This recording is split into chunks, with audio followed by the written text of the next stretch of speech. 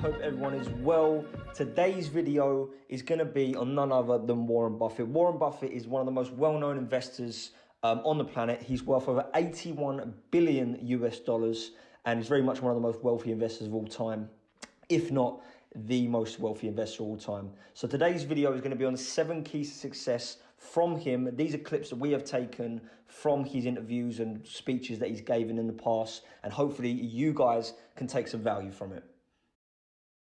How can other people tap dance to work? What's the secret of that? You find your passion. You find your passion. I was very, very lucky to find it, when I was 7 or 8 years old, and fortunately, my children have found their passion. One son loves farming like nothing else. One son loves music like everything else, and all 3 of them love philanthropy and what they get to do. You're lucky in life when you find it, and you can't guarantee you're going to find it in your first job out. But I always tell the college students that come out, I say, take the job that you would take if you were independently wealthy. You're going to do well at it. If you think you're going to be a lot happier if you've got 2x instead of x, you're probably making a mistake. I mean, you ought to find something you like that works with that, and you'll get in trouble if you think that making 10x or 20x is the answer to everything in life, because then you will do things like borrow money when you shouldn't, or maybe cut corners on things that your employer wants you to cut corners on. Or it just doesn't make any sense. You won't like it. It never bothered me if people disagreed with what I thought, as long as I felt I knew the facts. I mean, there's a whole bunch of things I don't know a thing about. I just stay away from those. So I stay within what I call my circle of competence.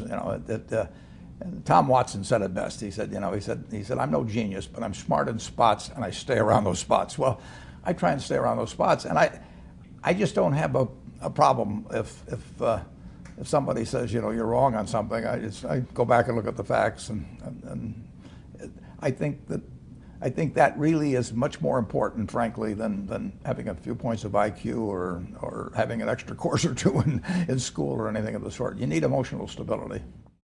I just read and read and read. I probably read 5 to 6 hours a day. I don't read as fast now as when I was younger, but I read 5 daily newspapers. I read a fair number of magazines. I read 10Ks. I read annual reports, and I read a lot of other things too. So I've always enjoyed reading. I love reading biographies. Famous lesson about a margin of safety, that you don't drive a truck that weighs 9,900 pounds across a bridge that says limit 10,000 pounds, because you can't be that sure about it. If you see something like that, you go down a little further down the road and you find one that says limit 20,000 pounds, and that's the one you drive across. You'd be surprised at my days. I mean, they're very unstructured, no meetings, none. I mean, I don't like meetings, and I read a lot. I wish I were a faster reader. I'd get more done, but I do read a lot, and I'm on the phone a moderate amount. Our businesses run themselves basically out there. My job is allocating capital, and that's what I'm thinking about.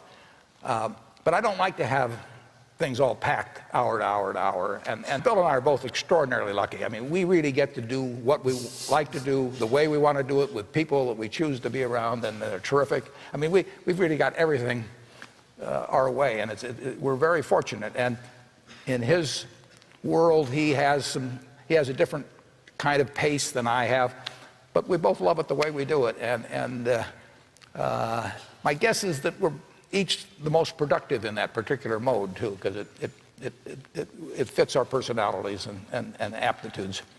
What kills great businesses, if you look at, I do believe in looking at history, and I like to study failure, actually. And my partner says all I want to know is where I'll die, so I'll never go there. And we want to see what has caused businesses to go bad. And the biggest thing that kills them is complacency. I mean, you want a restlessness, a feeling that somebody's always after you, but you're going to stay ahead of them.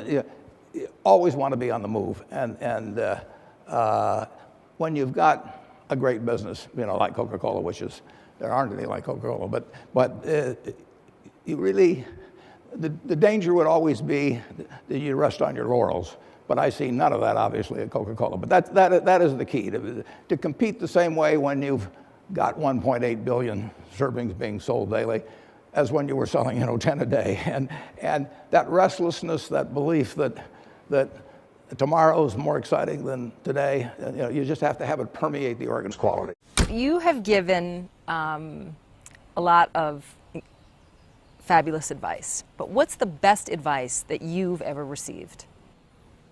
Well, I received it in a variety of forms, particularly from my father when I was very young. But I mean, he basically, I think, taught me how to live. Not that I did it perfectly or anything like that, but I mean, he was giving me lessons, but he wasn't doing it by preaching to me. He was doing it by example. But basically, well, the biggest lesson, in a sense, I got is the power of unconditional love. I mean, I think there is no power on earth like unconditional love. And I think that if you offer that to your child, I mean, you're 90% of the way home. And there may be days when you don't feel like it. It's not uncritical love. That's a different animal. But to know you always can come back. I mean, that is huge in life. That takes you a long, long way. And I would say that every parent out there that can extend that to their child at a very young age, it's going to make for a better human being. And you felt like you got that kind of unconditional love from your dad? I absolutely did, yeah. That is a powerful thing. It is a powerful thing. So guys, I hope you enjoyed that video. Don't forget to like, comment and subscribe if you want to see more content like this. And as always, enjoy the rest of your trading week.